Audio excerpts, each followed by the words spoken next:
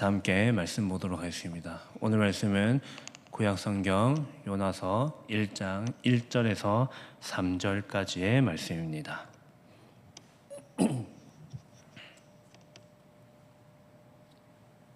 오늘 말씀은 구약성경 요나서 1장 1절에서 3절까지의 말씀입니다. 우리 한 절씩 읽고 마지막은 합독하도록 하겠습니다. 제가 먼저 읽겠습니다. 여호와의 말씀이 아미떼의 아들 요나에게 임하니라. 이르시되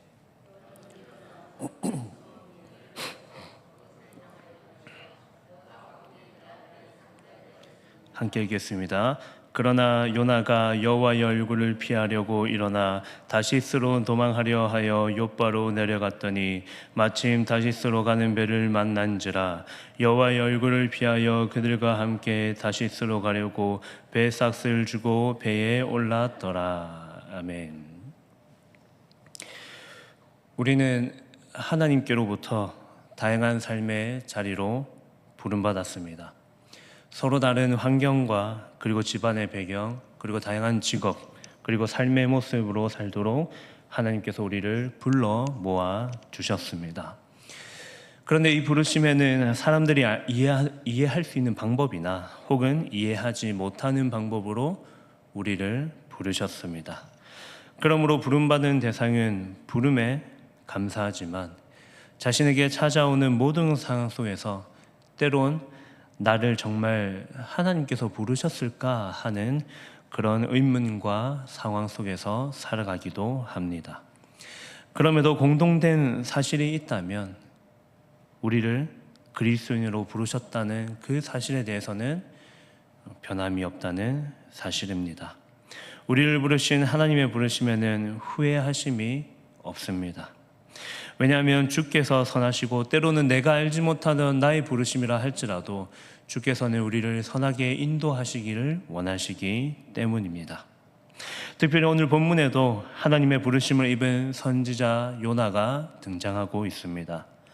그는 하나님의 말씀을 전할 사명을 가진 선지자였습니다. 그러므로 누구보다 하나님의 말씀에 민감하며 그 하나님의 말씀에 대언하는 역할, 그리고 하나님의 입의 역할을 하는 선지자로 그는 부름받았습니다. 그러나 오늘 우리가 함께 읽은 이 1절에서 3절의 내용을 보면 요나는 자신에게 맡겨진 역할을 그렇게 잘 수행하고 있는 것 같지는 않습니다. 왜냐하면 선지자로 하나님의 말씀을 전파하려고 하지도 않고 말씀과 정반대로 행동하며 하나님의 뜻과 말씀을 거스르고 있기 때문입니다. 이에 드러나는 하나님의 부르심과 요나의 모습을 오늘 말씀을 통해서 살펴보려고 합니다. 여기서 주목할 것은 요나의 모습과 행위보다 요나를 포기하지 않으시는 하나님의 주권에 초점을 맞추어서 함께 말씀을 나누고자 합니다. 저는 오늘 하나님의 부르심 앞에서라는 제목으로 세 가지로 말씀을 나누겠습니다. 첫 번째는 하나님께서 자신의 백성을 부르셨습니다. 두 번째입니다. 그러나 우리는 부르심에 순종하지 못할 때가 많습니다. 세 번째입니다. 그럼에도 하나님께서 자신의 백성들이 순종하기를 원하십니다. 첫 번째입니다. 하나님께서 아미떼 아들 요나에게 말씀을 선포하셨습니다. 이는 아미떼 아들 요나가 하나님의 부르심을 받았음을 보여주고 있는 장면입니다. 물론 오늘 본문 1절만으로는 요나가 어떤 사람이며 그리고 어떤 직분으로 부름받았는지 정확하게 나타나지는 않습니다. 그러므로 제가 열왕기하 14장 25절을 읽어드리도록 하겠습니다. 이스라엘의 하나님 여호와께서 그의 종 가드 헤벨의 아미떼의 아들 선지자 요나를 통하여 하신 말씀과 같이 여로보암이 이스라엘 영토를 회복하되 하맛 어귀에서부터 아라바 바다까지 하였으니. 요나는 북왕국 여로보암 2세 때 영토가 확장될 것을 예언했던 선지자입니다. 그는 북왕국의 선지자였고 그리고 아모스와 호세아보다 조금 이른 시기에 사역하던 선지자였습니다.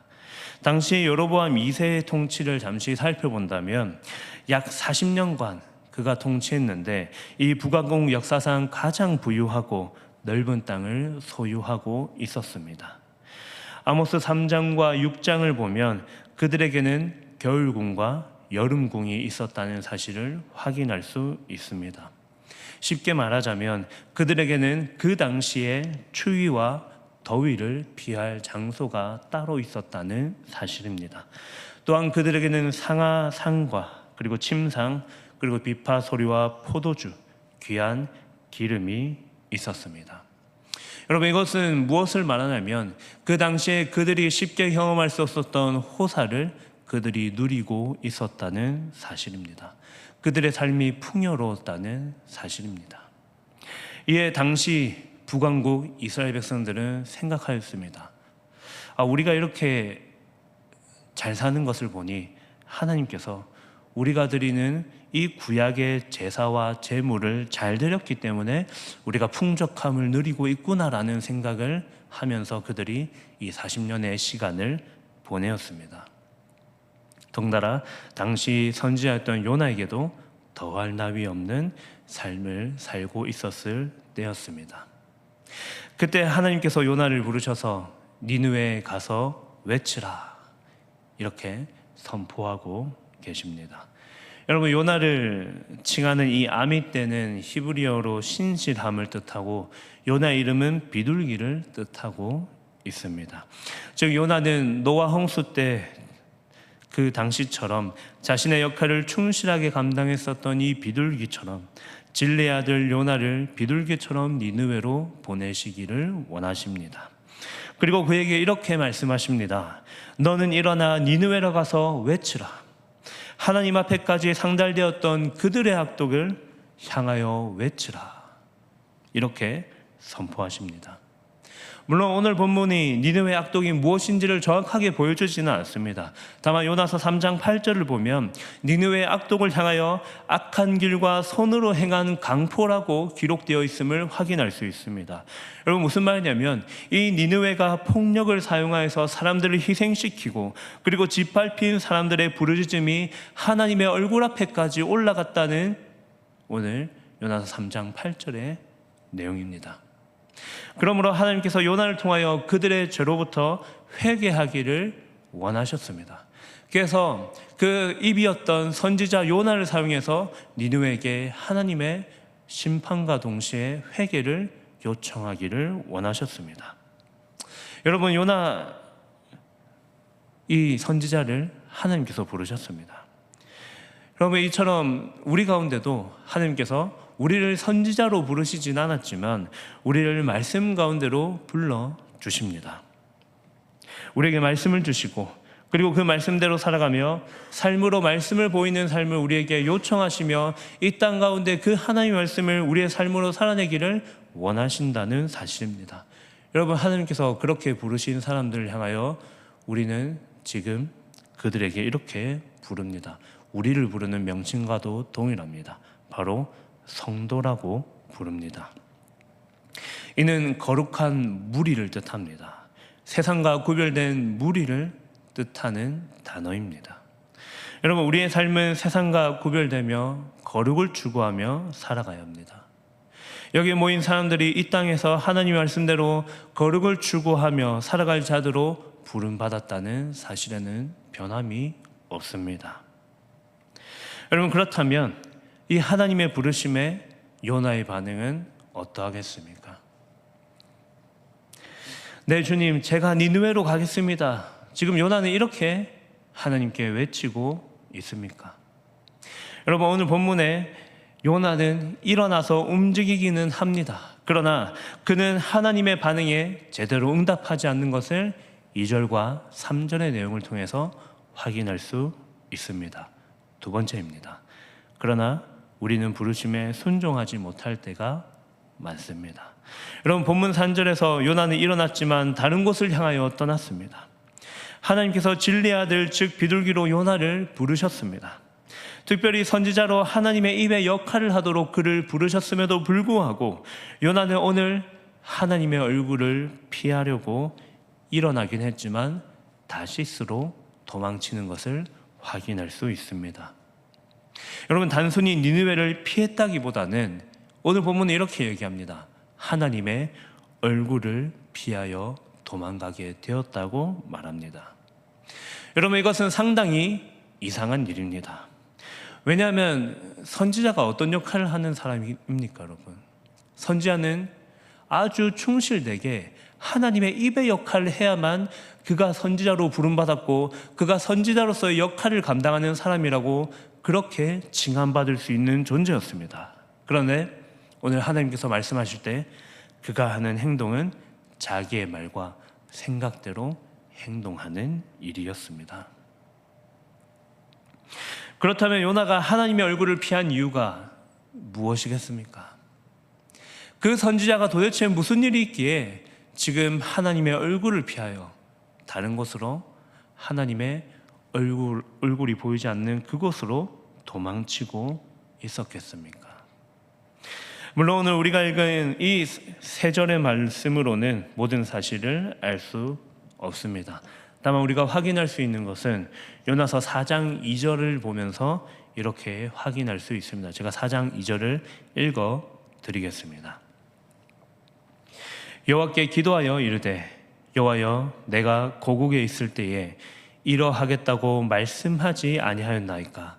그러므로 내가 빨리 다시스로 도망하였사오니 주께서는 은혜로우시며 자비로우시며 노하기를 더디하시며 이내가 크시사 뜻을 돌이켜 재앙을 내리지 아니하시는 하나님이신 줄을 내가 알았음이니이다. 여러분, 요나는 고국에 있을 때부터 이러하겠다고 말했던 것처럼 그는 이미 하나님께서 니느웨를 어떻게 판결하실지를 알고 있었던 사람입니다. 즉, 긍휼이 많은 하나님께서 그에게 심판을 요청하셨고 회개를 요청하셨지만 이 니느웨가 그 말을 흘려듣지 않고 이 하나님의 말씀에 응답하고 그리고 하나님께서는 그들에게 다시 한번 회복하게 하실 것을 이미 요나는 알고 있었다는 사실입니다. 여러분, 요나는 왜 니느웨에게 이 하나님의 말씀을 선포하기 싫었겠습니까? 여러분, 당시 니느웨는 이스라엘 백성들을 괴롭혔습니다. 그들로 인하여 이스라엘의 피해는 막대하였던 것 같습니다. 만일 하나님께서 이 니느웨를 심판하시고 그들을 멸망시키겠다고 약속하셨다면 여러분, 요나는 자신을 괴롭히는 민족들을 자신 있게 하나님의 말씀을 선포하여 그들의 심판을, 그들의 멸망을 바라봤을 것입니다. 그러나 요나는 하나님께서는 은혜로우시며 자비로우시며 노하기를 더디하시며 인애가 크시사 하나님의 뜻을 돌이켜 재앙을 내리지 아니하시는 것을 알았습니다. 그래서 니느웨에게 하나님의 말씀을 선포하고 싶지 않았던 이유입니다. 이외에도 요나는 당시 여로보암 2세의 시기에 선지자였고 호황을 누렸습니다. 여러분, 지금 이 호황을 누리는 시기에 자신의 민족을 괴롭힌다면 요나는 그들에게 과연 하나님의 입이라고 하더라도 말씀을 선포하고 싶었겠습니까? 여러모로 요나에게 하나님의 말씀을 선포하는 것보다 자신의 민족에 대한 사랑과 하나님의 긍휼 사이에서 갈등을 하고 있었던 이유입니다. 그러므로 쉽게 가고 싶지 않았을 것입니다. 자신을 괴롭힌 민족들을 용서하시는 하나님의 인자하심이 오히려 자신에게는 잔인하게 느껴지기도 하였을 것입니다. 왜 우리를 택하신 이 민족을 괴롭히는 저 니느웨를 살려두려고 하십니까? 요나의 마음에 그런 마음이 들지 않았겠습니까? 하나님, 저들은 하나님의 말씀과 회개를 듣기에 적합하지 않은 민족입니다. 지금 요나가 그들에게 말씀을 전하려 가기 전에 마음 상태는 이러했다는 사실입니다. 사랑하는 여러분, 우리도 마찬가지입니다. 우리가 성도, 거룩한 무리로 부름받았음에도 불구하고 우리도 세상 속에서 선한 영향력을 끼치고 싶은 대상을 우리는 구별하곤 합니다. 때론 복음을 믿기에 손해를 보고 내가 미워하는 대상마저도 사랑하는 것이 우리를 부르신 하나님의 섭리이자 그분의 뜻입니다. 그러나 우리는 그 부르심 앞에 너무나도 어려운 상황을 마주할 때에 우리가 택하는 삶의 모습은 요나의 모습과 그리 다르지 않다는 것을 확인할 수 있습니다. 나도 나를 괴롭히고 나를 못 살게 하는 저 사람에게 복음을 과연 전할 수 있는가? 내가 기뻐하며 이것이 기쁜 소식이니 이 복음을 믿으십시오. 이렇게 그들에게도 선포할 수 있냐는 질문을 우리에게도 던지고 있습니다. 여러분, 그렇다면 오늘 이 불순종을 택한 이들의 모습이 어떠하겠습니까? 이 요나가 불순종을 택하였을 때 하나님께서 어떻게 그에게 찾아가시겠습니까? 세 번째입니다. 그럼에도 하나님께서 자신의 백성들이 순종하기를 원하신다는 사실입니다. 여러분, 요나는 여호와의 얼굴을 피하여 내려갔습니다. 여러분, 니느웨와 정반대편에 있는 다시스로 내려갔습니다. 여러분, 마침 이 요나가 내려가고 움직였는데 여러분, 히브리어로 보면 이 사건들이 즉각적으로 일어나는 것을 확인할 수 있습니다. 무슨 말이냐면 요나가 항구에 도착하자마자 배가 도착했습니다. 그리고 그 배를 바로 올라탈 수 있었다는 사실입니다. 자신이 도망가려고 했었던 그 다시스로 향하는 배를 바로 만나게 되었다는 사실입니다. 여러분, 여기까지만 보면 마치 여호와의 얼굴을 피하였음에도 불구하고 자신의 일들이 순조롭게 풀리고 있다는 착각을 만들게 하는 본문의 내용입니다. 그러나 여러분, 하나님께서는 자신의 언약 백성을 끝까지 추적하시는 하나님이십니다. 어떻게 자신에게 맡겨진 사명을 저버린 선지자를 그냥 내버려 두실 수 있겠습니까? 여러분, 3절을 유의해서 보시면 이 한글 성경에는 3절에 내려가다라는 동사가 한 번 등장합니다. 여러분, 그러나 히브리어로 보면 이 히브리어 성경에는 내려가다라는 동사가 2번 등장합니다.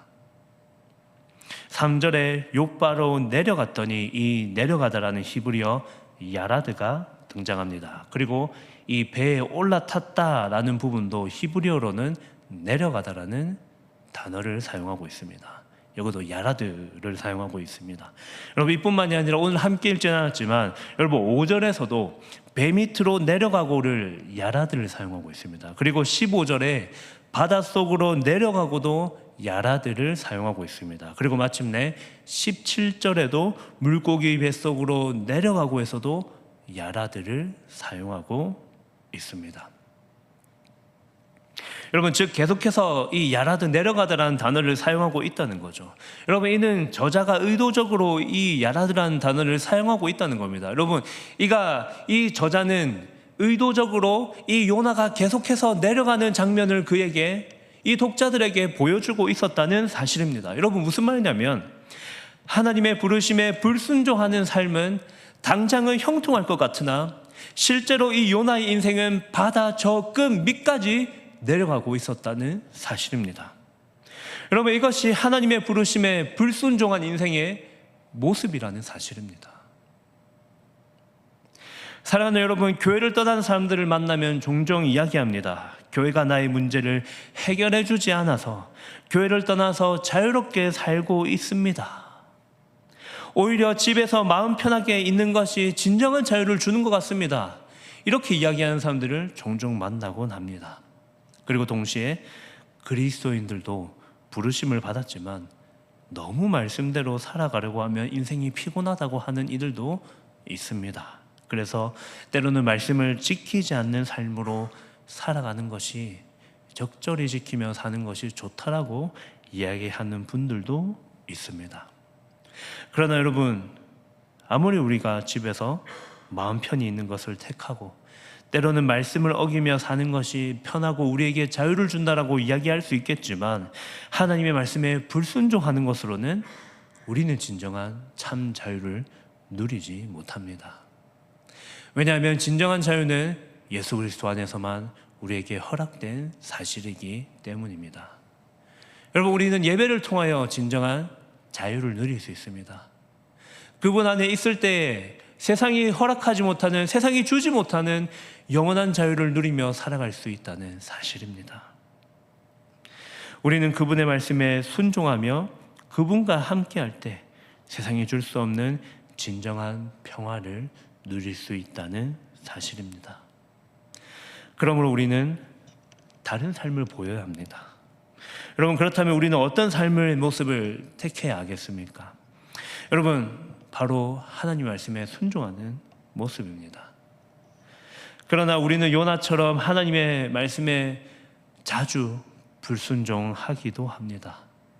그러므로 과연 이 하나님 말씀에 순종할 수 있을까라는 생각이 들 때도 있는 것이 우리들의 모습입니다. 스스로에게 질문을 던지지만 스스로가 해결할 수 없는 존재임을 우리는 너무나도 잘 알고 있습니다. 내가 하나님의 말씀을 따라 살아가 보니 이런 은혜가 있고 이런 자유가 있다는 것을 알면도 불구하고 우리는 그 하나님의 말씀에 불순종하는 것이 어쩌면 우리들의 기본이라는 사실입니다. 여러분, 이런 우리들에게 성부 하나님께서는 우리를 시리에 빠뜨리지 않고 우리를 어둠에 내버려 두지 않고 우리 가운데에 진정으로 일을 하시고 우리에게 진정한 순종을 보여주셔서 우리에게 다만 그 순종을 따라가라고 말씀하여 주십니다. 여러분, 요나처럼 끊임없이 내려가는 길을 택하였지만 요나의 내려감은 불순종의 내려감이지만 오히려 완전한 순종의 내려감을 통하여 우리에게 진정한 순종의 모범을 통하여 성부 하나님께서 우리에게 한 가지 길을 보여주신다는 사실입니다.